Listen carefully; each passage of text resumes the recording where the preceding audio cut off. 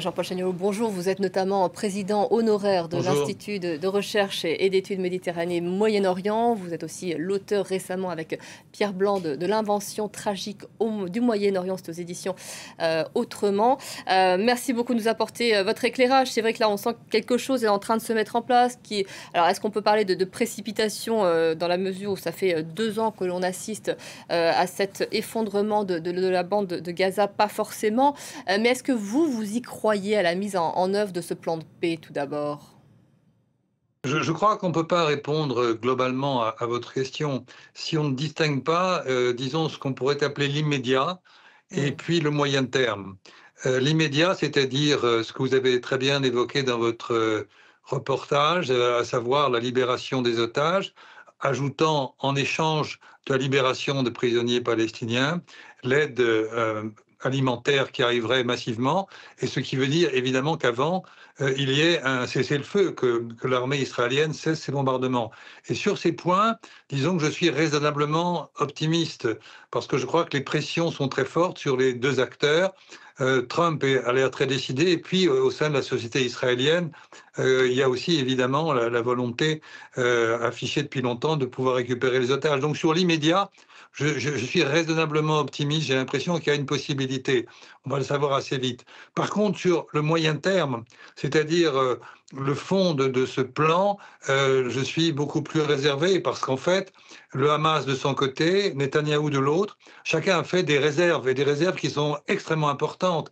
Des réserves qui portent sur la question du désarmement du Hamas, qui ne veut pas, réserve sur, du côté de Netanyahou, que l'armée israélienne doit rester alors que le plan prévoit qu'elle devrait partir, des réserves sur la notion de gouvernance, elle est palestinienne pour le Hamas, elle est absolument pas palestinienne pour Netanyahou, etc. Donc, il faut bien distinguer cet immédiat et ce moyen terme. Donc, je répète, sur l'immédiat, je suis très raisonnablement optimiste parce que beaucoup ont intérêt à ce que quand même ces combats cessent. Alors après, on verra. Pour l'instant, c'est vrai qu'on voit Israël intensifier ses bombardements sur la ville de Gaza notamment. On a du mal à imaginer une libération d'otages dans un tel contexte.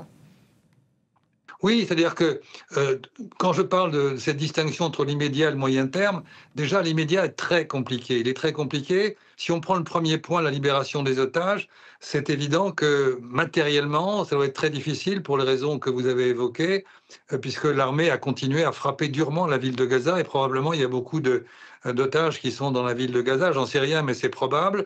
Ensuite, une fois que ça sera fait, ça, il y aura la libération des prisonniers palestiniens. Or, là-dessus, dans le plan Trump, il n'y a aucun calendrier. Donc, il est évident que le Hamas va beaucoup insister pour qu'il y en ait un. Donc, ça implique des négociations. Donc, vous voyez, on est en train d'entrer dans le dur, si je puis dire. Et c'est là que peut-être il pourrait y avoir des dérapages. Et je crains beaucoup que les Israéliens, enfin que Netanyahou en tout cas, traîne des pieds dans cette affaire. Évidemment pas pour la libération des otages. Sans doute qu'il va accepter, justement sous la pression, on voit vos images, mais ensuite, je crains qu'il veuille rester sur les fondamentaux de sa stratégie, et les fondamentaux de sa stratégie, c'est évidemment de rester à Gaza et d'écraser le Hamas. Donc, déjà, voyons dans les prochains jours si on va réussir à libérer les otages et entamer la libération des prisonniers palestiniens. Et je le répète, ça impliquerait qu'on cesse les bombardements et que aussi l'aide alimentaire dont les Gazaouis ont tant besoin puisse parvenir de manière massive.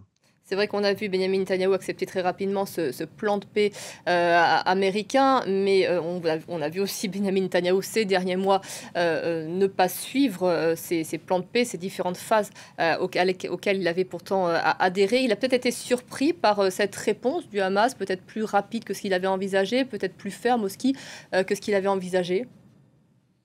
Oui, je crois, vous avez raison. Et il me semble, quand il était à Washington, il avait réussi à se positionner dans celui qui accepte le plan Trump en espérant que le Hamas, sans doute, n'en ferait pas autant, ou en tout cas le ferait d'une autre manière.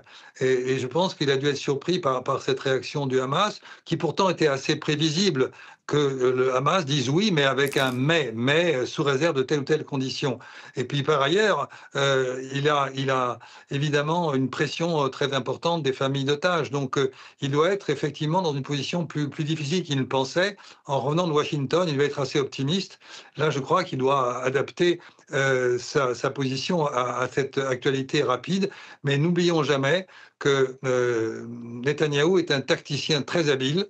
C'est pas un bon chef d'État, à mon avis. Il a conduit l'Israël à la catastrophe, mais c'est un très bon tacticien.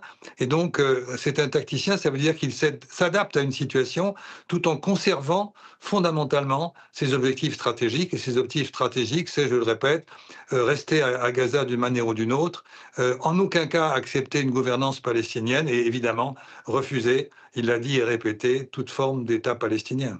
Or, on a entendu notre correspondante à Jérusalem, Claire Duhamel, qui rappelait que donc le Hamas n'est pas d'accord, n'accepte pas de céder le pouvoir à une puissance extérieure. Le Hamas souhaite que le pouvoir soit transmis à une force intérimaire palestinienne. L'Égypte, elle le rappelait, va accueillir une conférence palestinienne sur l'avenir de Gaza. Il faut, Jean-Paul Chagnollaud, une structure politique solide pour mettre en place un plan de paix qui puisse perdurer.